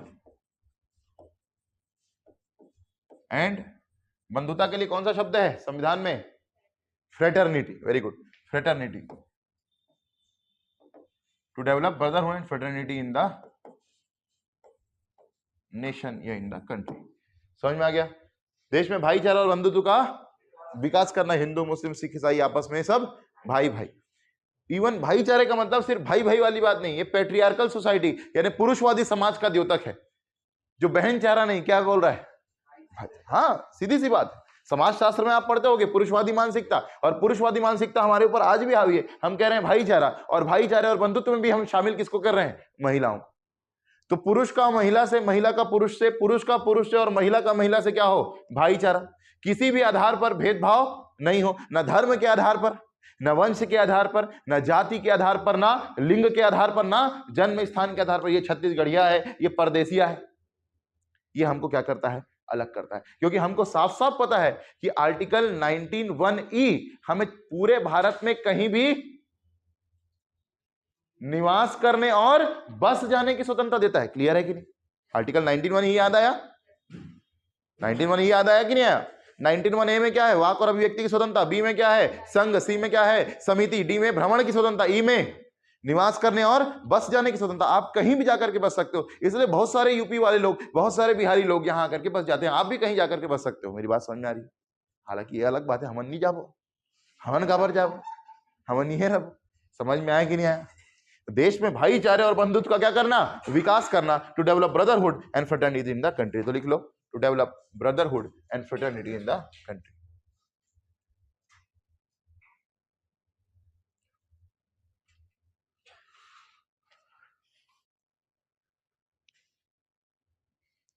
देश में भाईचारा और बंधुत्व का विकास करना। असल में ये भाईचारा और बंधुत्व क्यों विकसित नहीं हो पाता? क्योंकि अनेकता में एकता, यही भारत की विशेषता। बोलते हैं ना, अनेकता में एकता, यानी इंग्लिश में क्या बोलते हैं? Unity in diversity. अनेकता में एकता, यही भारत की विशेषता। और यही कारण है कि हम लोग एक दूसरे के कल्चर को समझ नहीं पाते। हम बिहारियों के कल्चर को नहीं समझ सकते, हम यूपी वाले को कल्चर को नहीं समझ सकते, वो हमारे कल्चर को नहीं समझ सकते, वो हमारे कल्चर को नहीं समझ सकते। और जब हम एक दूसरे के कल्चर को नहीं समझते और कल्चरल मिक्सिंग नहीं होती है, तब तक कैसे हम एक दूसरे के कल्चर का सम्मान कर सकते हैं? आप देखना, खासकर उन जगहों पर जहां पर कॉलोनी वाला एरिया रहता है। कौन सा एरिया रहता है? कॉलोनी वाला। जैसे SECL हो गया, या मिलिट्री हो गया, या कोरबा। तो जो कॉलोनी वाला एरिया है, जहां पर जिनके माता और पिता जॉब में होते हैं, खासकर पिता जॉब में होते हैं कॉलोनी वाले एरिया में, और कॉलरी एरिया हो गया, ये हो गया, वहां आपको यूपी भी मिलेगा, वहां आपको बिहारी आदमी भी मिलेगा, वहां आपको छत्तीसगढ़िया भी मिलेगा, हर जाति हर धर्म का आदमी मिलेगा। वहां देखना, ऐसी कॉलोनीज में बहुत एकता दिखाई देगी आपको, एक दूसरे के धर्मों का बहुत सम्मान दिखाई देगा। यदि आप लोगों ने एक आध ऐसी कॉलोनी देखी होगी या कभी गए होंगे, खासकर कोरबा में भी ऐसी कई कॉलोनीज मिलती हैं, एक दूसरे के धर्म का, एक दूसरे की जाति का, एक दूसरे के कल्चर का बहुत सम्मान मिलेगा। कि जब वो छठ पूजा मनाएंगे तो आपके लिए ठेठुआ खिलाकर लेके आएंगे। जैसे अजीत सर हम लोग के लिए ठेठुआ लेके आए थे, बिहारी हैं अजीत सर, बिहार से हैं, हम लोग के लिए ठेठुआ लेकर के आए थे। तो एक दूसरे की संस्कृति का सब कब सम्मान होगा? हम मन तो बोला चीला खिलावो तब तो बनी, खाली ठेठुआ चला खात रहो, चल तहू चीला खा ले, कभी जीवन में नहीं पाया हो चीला, देखिए एला कहते चीला, तुमन गेहूं के बनाता, हम चाउर के भी बनाता। मेरी बात समझ में आई कि नहीं? तो देश दोनों में ही समासिक संस्कृति, यानी जो हमारा कंपोजिट कल्चर है, जब तक हम उसका रिस्पेक्ट नहीं करेंगे तो कैसे ये भाईचारा डेवलप होगा? तो जब हम आपस में मिलते हैं, जैसे जब मैं यहाँ छत्तीसगढ़ में रहता था तो मेरे भी बहुत संकीर्ण विचार थे। संगति जैसी रहती वैसे विचार रहते हैं, यूपी वाले ऐसे होते हैं, बिहारी ऐसे होते हैं, ये होते हैं, ये रहता ही है जनरली। छत्तीसगढ़िया परदेसी, ये भावना पहले से चली आ रही है जब से छत्तीसगढ़ बना है, और तभी तो छत्तीसगढ़ बना है नहीं तो थोड़ी बनता। फिर मैं गया बाहर, जब दिल्ली गया तो मेरे बगल वाले भैया झारखंड के थे, नीचे वाले भैया MP के थे, एक भैया राजस्थान के थे, एक दो साउथ इंडियंस थे। तो ऐसे कंपोजिट कल्चर में जब हम लोग एक साथ कहीं निकलते थे तो इतनी कल्चरल मिक्सिंग हो गई हमारी कि एक दूसरे के प्रति इतना सम्मान आ गया कि जिसके प्रति नफरत का भाव पैदा होता था, मुझे लगा अरे यार ये तो वो लोग नफरत फैला रहे जिनको पता ही नहीं है, पर इसे होते हैं। जब तक आप उसके साथ बैठोगे नहीं, मिलोगे नहीं, जुलोगे नहीं, जब तक एक दूसरे से काम नहीं पड़ेगा, तब तक कैसे एक दूसरे की संस्कृति को हम समझ पाएंगे? मेरी बात समझ में आ रही है? इवन यहां छत्तीसगढ़ में भी आप देखो, पहले कोरबा वगैरह के क्षेत्र को बनगवा क्षेत्र कहते थे। बनगवा मतलब गांव, वहां एलंग ओलंग बोलते हैं अभी भी। इधर क्या बोलते हैं? ईडहर उडहर, आहू जाहू। उधर आहू जाहू कुछ नहीं चलता, अहिया जहिया चलता है। हर जगह छत्तीसगढ़ी के अलग अलग स्वरूप हैं। ऊपर में सरगुजिया, नीचे में बस्तरिया, इधर खलहाटी, इधर लरिया। समझ में आ रहा है कि नहीं? तो यही तो जो हमारी एकता है, हमारी समासिक संस्कृति, उसको हम लोग समझना है। और समासिक संस्कृति का क्या करना है? सम्मान करना है। यही हमारा अगला मूल कर्तव्य है। कितने हो गए? 5। अगला क्या है? छठवां। ई के बाद आएगा क्या? एफ। तो एफ क्या है? कि देश की सामासिक संस्कृति का सम्मान करना। To respect the composite culture, to respect the composite culture या diverse culture of the country. Clear हो गया? लिख लिया? लिखो, to respect the composite culture of the country. देश की सामासिक संस्कृति का क्या करना? सम्मान करना। सामासिक, सामासिक यानी मिली जुली।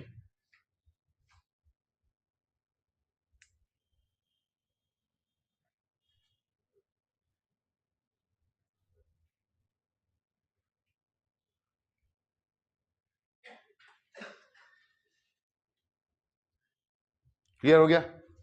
हाँ, देश की सामाजिक संस्कृति का क्या करना? सम्मान करना। कितना हो गया? 6। तो सार बस आपको प्राप्त करना है। तो सार बस, बी से भाईचारा और एस से सामासिक, सामासिक संस्कृति। सामासिक मतलब मिली जुली, मिली जुली संस्कृति। उसी की तो मैंने बात की। विभिन्न धर्म है, विभिन्न जातियां हैं। एक हिंदू धर्म में इतने सारे पंथ हैं। कबीर पंथ है, सतनाम पंथ है, रामनामी पंथ है। ठीक है, जो ऊपर से लेकर नीचे तक के क्या गुदवा लेते हैं? राम नाम। जो सतनाम पंथ है उसी से निकला हुआ है राम नाम पंथ। जो सतनाम पंथ है उसी से निकला हुआ है राम नाम पंथ। जो रामनामी है वो सतनामी जो नहीं हुए वो क्या हो गए? रामनामी हुए। जो सत्य को मानने वाले वो सतनामी कहलाए। गुरु घासीदास बाबा है ना, सत ल जानो, सत ल जानो। और जो कहे कि भाई हमें, अब ये वो हो गए जिनको निर्गुण, निर्गुण मतलब सगुण और निर्गुण 2 धाराएं होती हैं। समझना मेरी बात, सगुण और निर्गुण। सगुण मतलब मैं राम को मानता हूं तो मैं सगुण राम की कल्पना करूंगा कि राम जी ऐसे दिखते थे जैसे पुराने रामायण सीरियल में दिखाया जाता था। इसलिए हमारे यहां सगुण इतना ज्यादा है कि देखो, सबसे बड़ी बात क्या है? निर्गुण भक्ति भावना जागृत करने के लिए साधना की जरूरत है। और आम आदमी खाने पीने में व्यस्त है, उसको साधना वाधना नहीं चाहिए, उसको सामने कुछ दिखना चाहिए प्रणाम करने के लिए। आप कई बार देखोगे, मैं भी ऐसा करता हूं, हालांकि ये थोड़ा सा डेंजरस भी है कि कई बार जब हम लोग मंदिर से निकलते हैं ऐसे करते हैं, चलाते हुए गाड़ी अरे इतनी ही भक्ति भावना है ना? तुरंत जाते जाते तेरा सलाम नहीं लेंगे भगवान, रुक जा 2 सेकेंड। और इतनी जल्दी में है तो सामने सड़क में गाड़ी देख के चला कि इधर आप प्रणाम करो, इधर उड़ा रहे हो किसी को। बोले अरे वो मैं प्रणाम करते करते, तो कानून आपकी बात मानेगा क्या? हाँ कि सर मैं एक धार्मिक आदमी हूं और मैंने पूजा मैं प्रणाम करते करते इसे उड़ाया है, मेरा इसे कोई इंटेंशन नहीं था।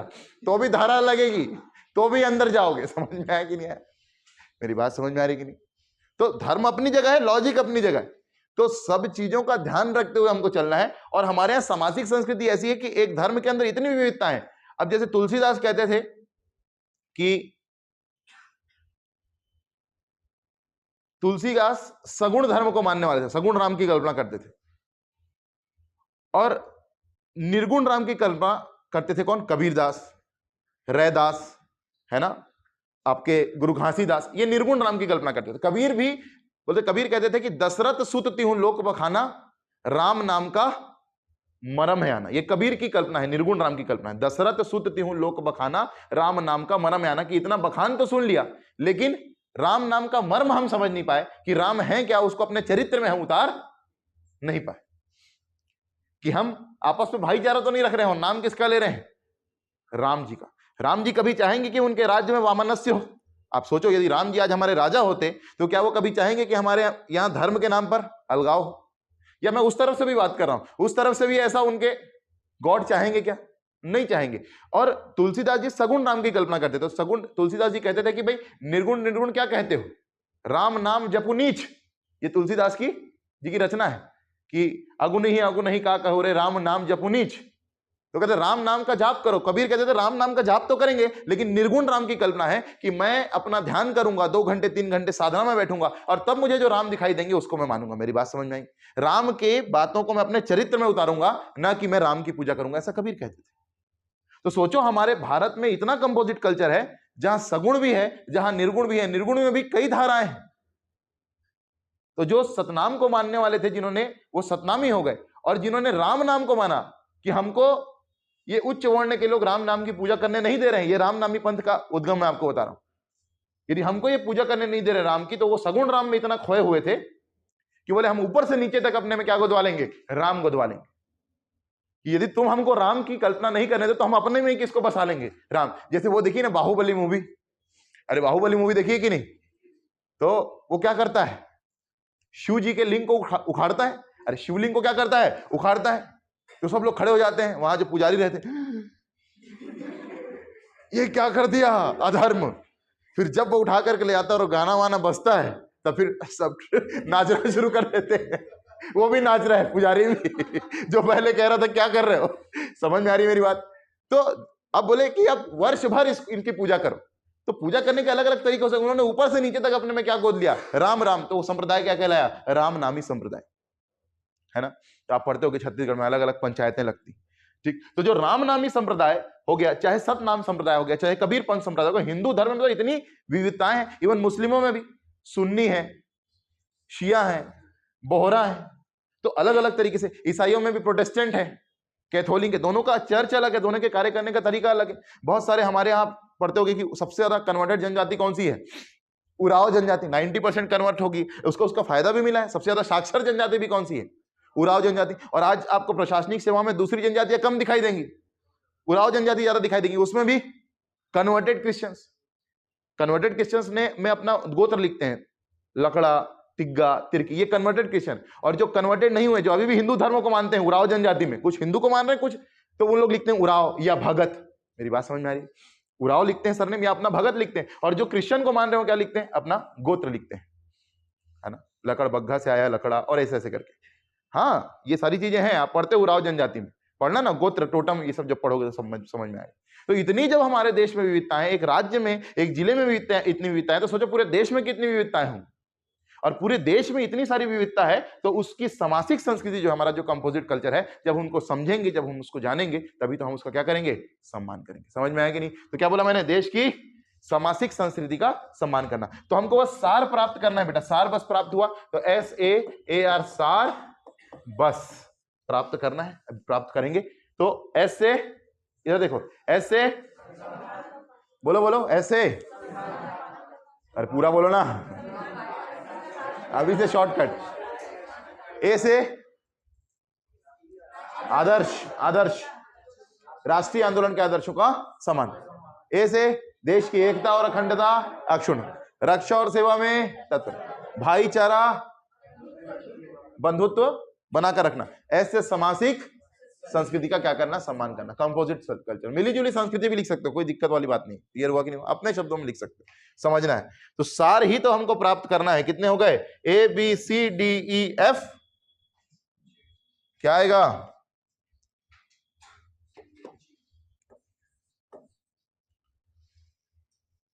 दादा के आगे क्या लगता है?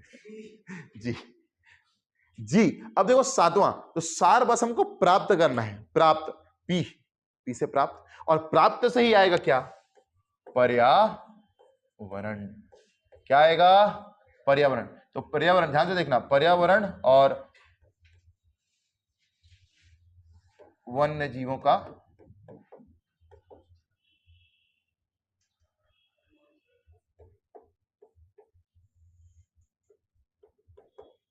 संरक्षण करना एवं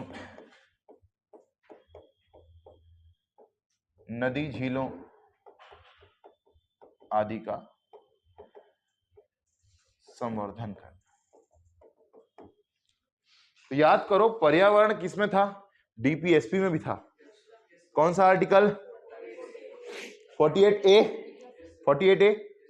अब क्वेश्चन आता है प्रीलिम से फंसाता है, तो याद रखना कि ऐसे याद रखना, हमारा मूल कर्तव्य है कि हम नदी झीलों में घूमने जाते हैं, पिकनिक मनाने। हमारा मूल कर्तव्य है कि हम नदी झीलों में घूमने जाते हैं। यदि नदी झीलों की बात आएगी, यानी रिवर्स की बात आएगी, लेक्स की बात आएगी, तो किसकी बात करोगे आप, ये फंडामेंटल ड्यूटी है। और सिर्फ पर्यावरण बोलेगा तो क्या है, डीपीएसपी। समझ में आया, इसमें बहुत फंसाता है। तो याद रखना पर्यावरण दोनों में आता है, डीपीएसपी में, मूल कर्तव्य में भी। यदि वन नदी झील की बात करेगा तो क्या बोलोगे, वन नदी झील में हम पिकनिक मनाने जाते हैं। और यदि डीपीएसपी की बात करें तो क्या बोलोगे, पर्यावरण और वन्य जीवों का संवर्धन। तो सरकार भी कर रही है, सरकार ने वन सर्किल बनाए हैं, फॉरेस्ट ऑफिसर बनाए हैं, एसीएफ बनाए हैं, रेंजर्स बनाए हैं, उनको स्थापित किया। वहां पर क्लियर हुआ कि नहीं हुआ। और आपका भी काम है कि पर्यावरण को क्या रखें, संरक्षित रखें। कहने का मतलब यह है, एवं नदी झीलों आदि का संवर्धन। कहने का मतलब क्या है कि यदि आप करील खाने की इच्छा रखते हैं, कौन कौन खाता है करील यहां पर, करील, तो आपको पता है करील किसमें होता है, बांस के पेड़ में। और करील को तोड़ना कानूनन अपराध है, करील को तोड़ना कानूनन अपराध है। तो यदि करील खाने की इच्छा है, अच्छा करील को कहां से तोड़ना कानूनन अपराध है, वन क्षेत्रों से। सामान्य क्षेत्रों से आप करील तोड़ सकते हो, तभी तो लोग तोड़ के बेच रहे हैं। लेकिन होता क्या, जो ग्रामीण रहते हैं, जो वन क्षेत्रों में रहते हैं, वो लोग तोड़ लेते हैं और उसको लाके कहां बेचते हैं, कहां बेचते हैं, मार्केट। मैं बीच में औरा पानी गया था घूमने, औरा पानी जानते हो कि नहीं, एक कोटा डैम है ना, कोटा डैम, उसके 20 किलोमीटर आगे में औरा पानी, बहुत शानदार जगह, जबरदस्त जगह, ठीक है। अब एग्जाम के बाद प्लान बनाना तो औरा पानी इतनी शानदार जगह है कि वहां पर मतलब आपको इतना गजब नजारा दिखने को मिलेगा। पूरा एक बड़ी सी आप बड़ा तालाब दिखाई देगा, बड़ी नदी दिखाई देगी, फिर आगे जाओगे तो एक झील है, बहुत शानदार जगह। वहां से 2-3 बच्चे एकदम ताजा करील तोड़ के ला रहे थे, ताजा करील तोड़ के ला रहे थे, ठीक है।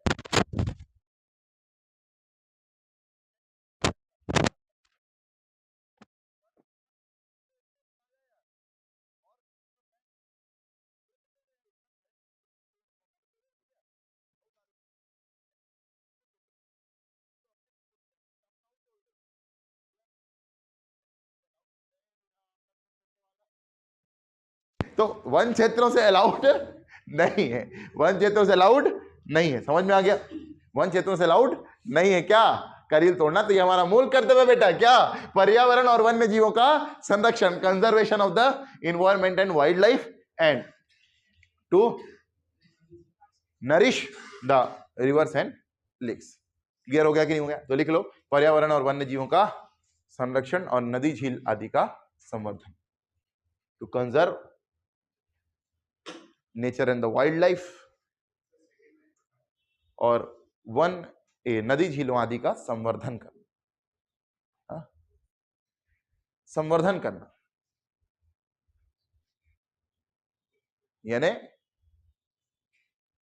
तालाब किनारे ना बैठा समझ गए कि वहां हम लोग संवर्धन कर रहे हैं, कि नदी का बहता पानी रहता है तो उससे जल संवर्धित हो जाता है, और उधर कोई सब पी रहा है दो कोर में खड़ा होके, ये तुमको गलती से देख लिया वो तो उल्टी कर डालेगा, ठीक है। पर्यावरण और वन्य जीवों का संरक्षण, नदी झीलों आदि का समझ में आया जी, संवर्धन का मतलब पूछ रहे थे पीछे, समझ में आया, नदी झीलों आदि का संवर्धन मतलब गंदा ना करना। तो लोग पिकनिक मनाने जाते हैं तो वही सब गंदगी छोड़ के आ जाते हैं, ठीक है, हो गया, कोई साफ करेगा, कोई साफ नहीं करता, फिर वो पर्यावरण को नुकसान पहुंचाता बेटा, ठीक है, पर्यावरण को क्या पहुंचाता है, नुकसान। तो कानून का पालन करना, जो वन क्षेत्र में कानून बने उनका पालन करना, ठीक है, और वहां किसी भी प्रकार की आउटर एक्टिविटीज, ये गंदगी न फैलाना। समझ में आ गई मेरी बात, ठीक। पर्यावरण वन जीवों का संरक्षण, नदी झीलों आदि का संवर्धन, कितने हो गए। तो सार बस हमको प्राप्त करना था, तो सार बस हमको प्राप्त हो चुका है, SAARBUS ARBSP, संविधान का पालन करना, ए से आदर्शों का सम्मान करना, एकता अखंडता, रक्षा, भाईचारा, सामाजिक संस्कृति, सामाजिक नहीं सामाजिक संस्कृति, कंपोजिट कल्चर, और पी से पर्यावरण, पी से पर्यावरण। तो सार बस हमको प्राप्त करना है बेटा, क्या याद रखना, सार बस हमको प्राप्त करना है। इसके बाद आएगा वी और एस। क्या सार बस हमको प्राप्त करना है कि विज्ञान ही क्या है, संपत्ति। विज्ञान ही क्या है, संपत्ति। Science is property. कहने का मतलब यह है कि विज्ञान ही संपत्ति। ये याद रखने की ट्रिक बता रहा हूं। सार बस प्राप्त हुआ कि विज्ञान ही क्या है, संपत्ति है। विज्ञान ही क्या है, संपत्ति। अब समझना कि ए कितना हो गया है, कितना हो गया, 7। ABCDEFG याद करने की जरूरत ही नहीं, एकदम गिन के ABCDEFG। मैंने आज तक याद नहीं किया, मैंने आज तक याद नहीं किया। ABCDEFG 7 हो गया। 8वां क्या आएगा, H। तो H में क्या आएगा, विज्ञान से वैज्ञानिक दृष्टिकोण उत्पन्न करना, to develop scientific temper, to develop scientific temper, वैज्ञानिक दृष्टिकोण उत्पन्न करना, और मानवतावाद का पालन करना, मानवतावाद का पालन करना कि मानव मानव एक समान है ना, मानव मानव एक समान।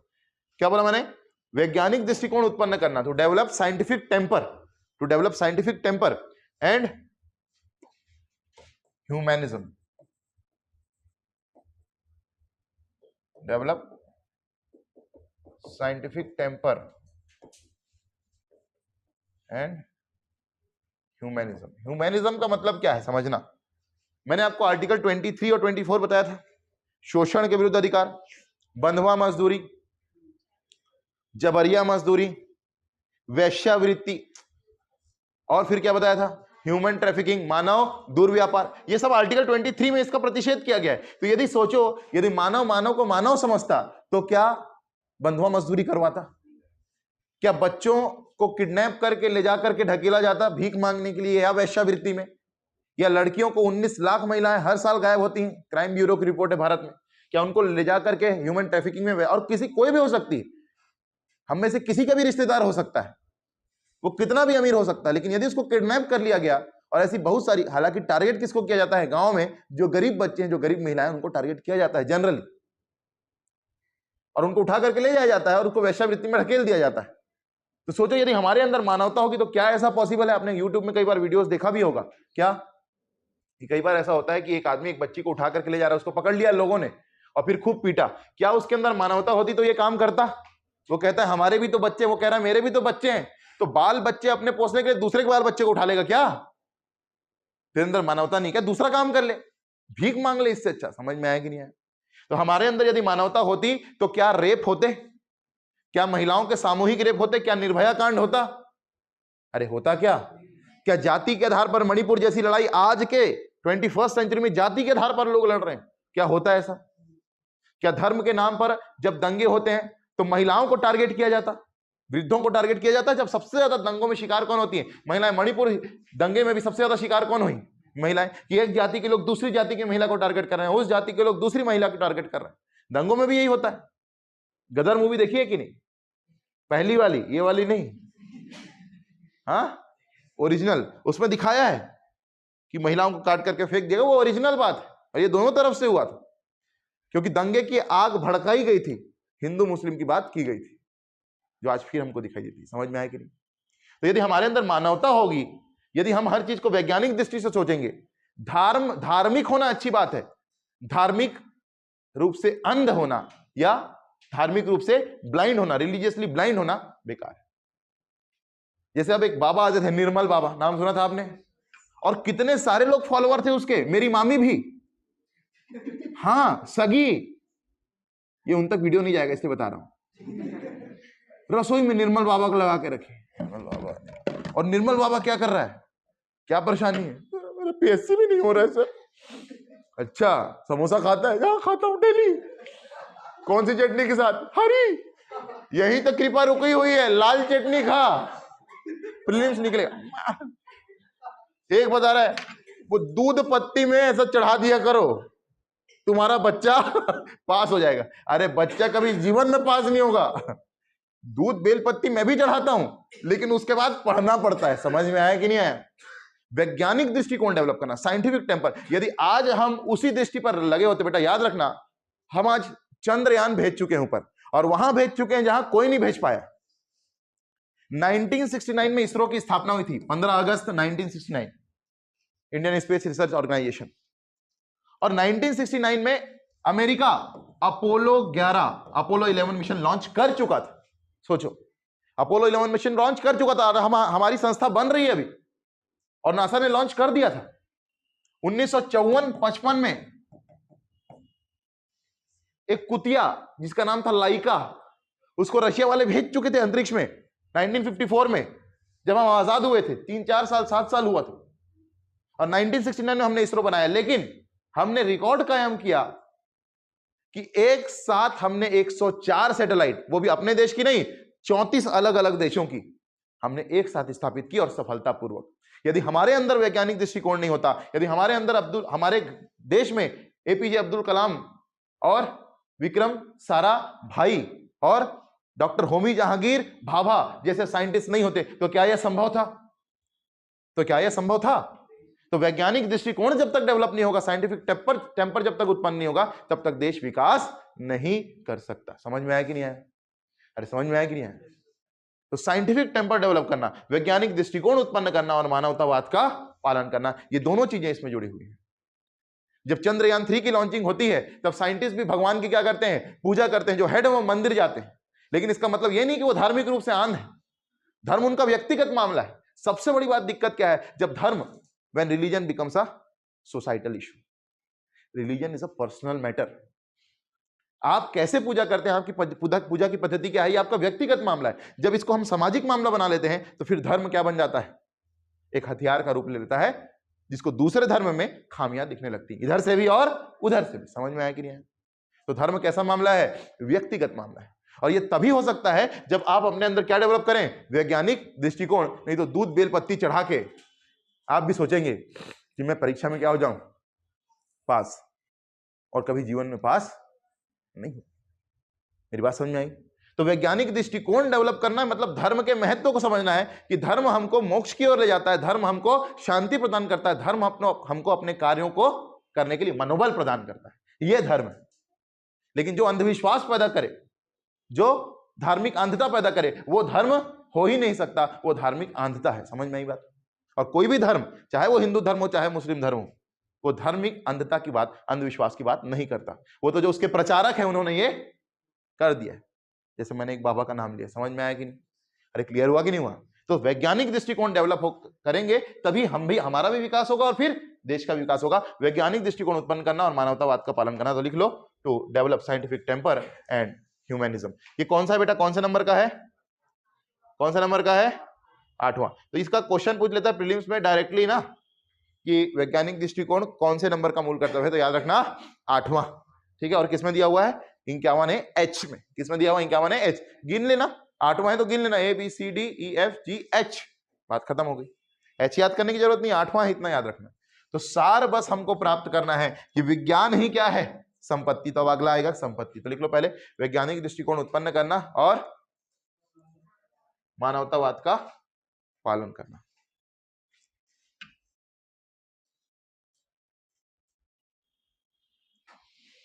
हाँ, क्लियर हो गया? कितने हो गए? 8। 2 बचे। तो विज्ञान ही क्या है? संपत्ति है।